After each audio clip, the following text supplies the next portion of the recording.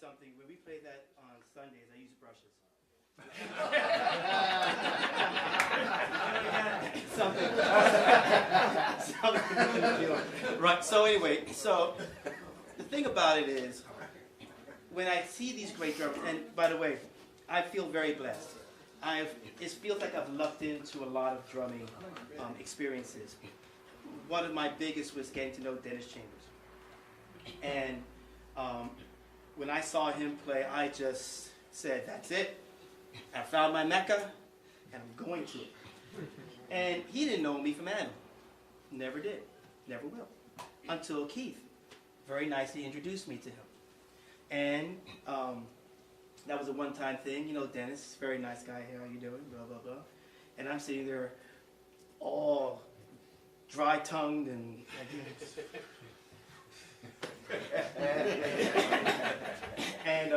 and so, you know, I thought that was going to be the extent of my getting to know Dennis until when I was student teaching at Pikesville High School. My student teacher, Gary Carr, who was also teaching at Towson, he pulled me aside one day and said, hey, Mark, do you know whose wife is the secretary in the office? I said, whose? Dennis. Dennis's wife works here? He goes, yeah, let me introduce you to her. Her name's Renee. I said, hey, how you doing? Hey, man, I'm your husband. Oh, my God. So when it was the last day of student teaching, and the kids threw me a surprise party. And so they said, Mr. St. Pierre, go play drums. Go play drums. So I went, they play a solo. So I'm playing a solo, and I've got my head down, and I'm just going for it. And they said, look up, look up. I'm like, look up. And I look up, and there was Dennis standing right in front of me, and there was no more muscle control. literally, everything just stopped grabbing whatever it was grabbing. And then they told him to go do a solo, and he ripped the mess out of that kid, broke the head. And so he signed the head, and they took the head, put a stick through it, and put it through the wall so that it was hanging in their band room. I know I heard it was stolen. but then he stayed after for about 3 hours, and we sat and we talked. And that's when we got to know each other. And I knew that he was such a wealth of information. For instance, any drummer I wanted to ask about, he knew personally. And he could tell me anything I wanted to know about these drummers. I'm a big fan of Vinny Caliuta. I'm a big fan of Gary Novak, Billy Kelson, Peter Erskine, of course Steve Gadd, and I'll say Dave Weckl, because Dave Weckl was I always felt Dave Weckl was the next generation of Steve Gadd, and then Vinny Caliuta just kicked the door down and said, and now this is the real big generation of Dave Weckl.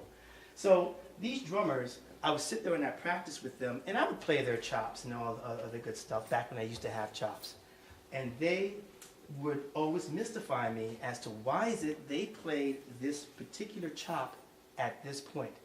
You guys have gone out and seen drummers, and you said, man, he is killing it. But what's killing it is that he or she knows when to put a certain idea in a certain place.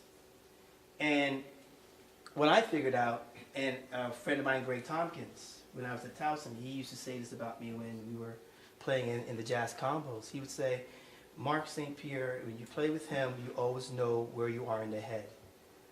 Because ultimately, I want to be a melodic player, not really a drummer. I want to play a melodic instrument. I always have dreams about what happens if I were a bass player or a guitar or a sax player. What would my interpretation of solos be like? Well, that's no longer a dream, but I can still try and put it somewhere on the kit. Anything you hear tonight, I'm singing the mess out of the melody. Everything. I'm going to try to do several, as a matter of fact, I wrote this down so I won't forget. Coming. There's several techniques that I use whenever I'm trying to split up or add tension to a piece. This is the wrong page. First one is hemiolas. Who knows what a hemiola is? Hemiola. Okay, one person. I know several people here know what it is. They're just not raising their hands. A hemiola is where you carry over the bar. but you can do it in a manner that you can try and play a beat or a pattern that has a certain number of clicks within it, but not even to the measure, which means it doesn't end at the end of the measure, or end somewhere before the end of the measure, and you keep that pattern going until it goes over the measure, and keeps going over the measure, and keeps going over the measure, until it will eventually come back to the beginning. That's like pretty much like a polyrhythm. But when you do it in like a big, and we're going to do that next. What song is that? We have Alice in Wonderland next. No, the one where. The Hemiola one was what you need. No, it's Point of departure. no, excuse me.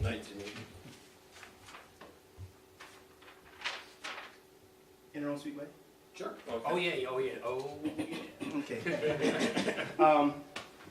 Let's see if I can demonstrate that and how I love using hemiolas. Love it, because what happens is these guys get into a self or a false sense of security until they feel a bomb dropping every 3 beats, and their ear says, "Do we go with them? Does he know where he's going? We'll stay here. Ooh, did I just lose the beat? Where am I?"